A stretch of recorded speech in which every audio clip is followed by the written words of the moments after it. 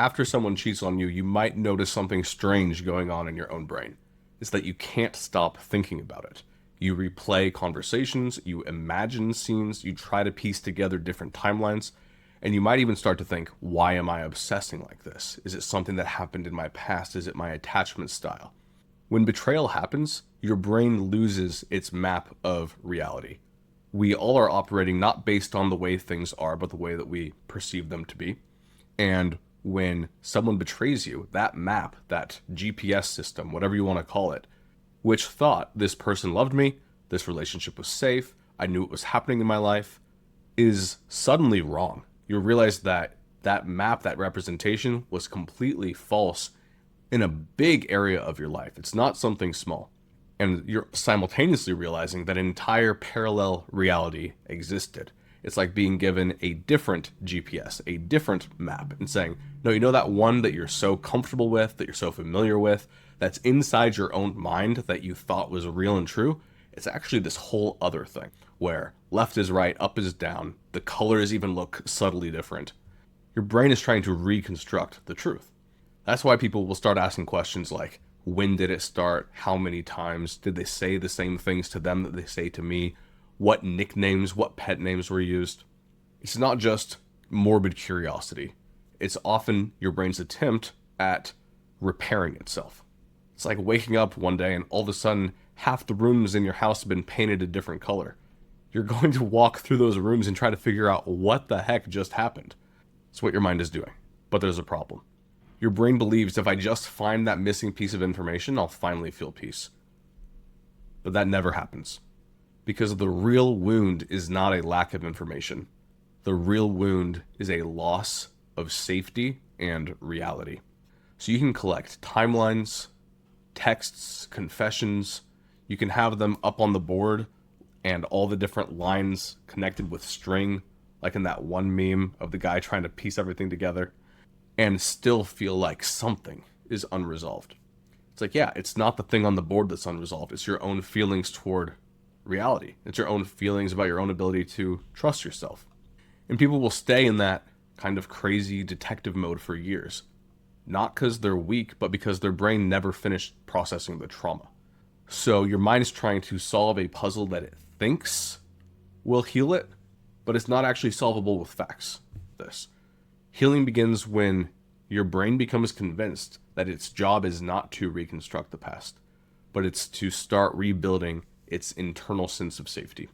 That is when the obsessive thoughts can slow down, the mental replays can fade, and your nervous system can settle.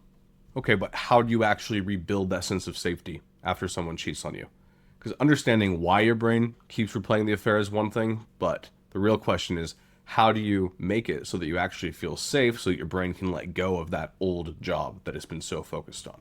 One element to this is discipline. Sometimes you just get in the habit. So identify the ways that you are focused on trying to gather information. You may not even realize how many different things you are doing.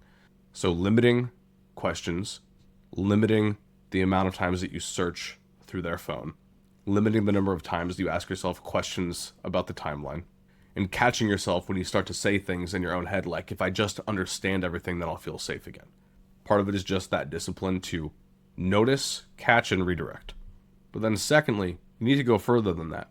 You need to have the courage to address the parts of yourself that feel broken, faulty, and unworthy. The reason you're obsessing about the externals is because something feels broken internally, and it's a lot more painful to address that.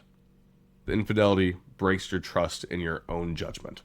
And that's not a self-contained thing. It's not like this isolated data point that says, I no longer trust myself. Think about what that means. If a person doesn't trust themselves, they will usually feel stupid for not seeing what happened. They will ask themselves questions like, how did I miss it? What if I choose wrong again? There are often elements of embarrassment or feeling unworthy, because why would they choose them over me? What was wrong with me? Because as much as we want to say, no, it's their fault, you still want to assume that they're operating with some level of rationality. And what made that other person more desirable than me? Or, if you're listening to this, you might be more of the angle, why am I still struggling with this? Am I so weak? Or why am I still attracted to this person even though they so clearly hurt me? You are delusional if you don't think that there's some shame, some embarrassment that's tied up in all of this. And being willing to do the work to address those feelings internally by journaling about them, talking to a professional about them, whatever you may have to do to really understand the shifts that have taken place internally. So what actually calms the mind? The mind stops replaying the affair when something deeper changes. When you begin to trust that you will notice future red flags, that you won't ignore those red flags, and that you can handle the truth if it appears. For many people, being cheated on exposes their own inability to be flexible to new information. This is who this person is now. They want to cling to the past because they're afraid of the future. Addressing those fears and developing courage is what will give you the confidence that you will be able to see and respond to red flags. Most people see red flags, but most people, going back to the shame, do not believe that many people will ever give them a chance. And so they will keep giving chances to someone who gives them a chance, even when they know that they're whittling down their own self-trust in the process. Practically speaking, this involves stabilizing your nervous system so that your brain gets out of survival mode, rebuilding your own internal compass. You need to start trusting your instincts again. Stop having your views and beliefs be dictated by what the person who cheated on you is telling you, or by what friends and family, or by what even religion is telling you. Trusting your own instincts is the only way out of this. Not overthinking, not second guessing, but just knowing that you can read people and read yourself, and then processing the trauma response. Because if that trauma just stays in your nervous system, you never address it, you keep your attention focused outside you continually, your brain will keep reacting like the betrayal is still happening because you've never addressed it, even when you think that you have. The good news is that when people actually rebuild that internal safety, the obsessive thinking does slow down, the emotional flooding can fade, and they stop feeling like they have to monitor all the time.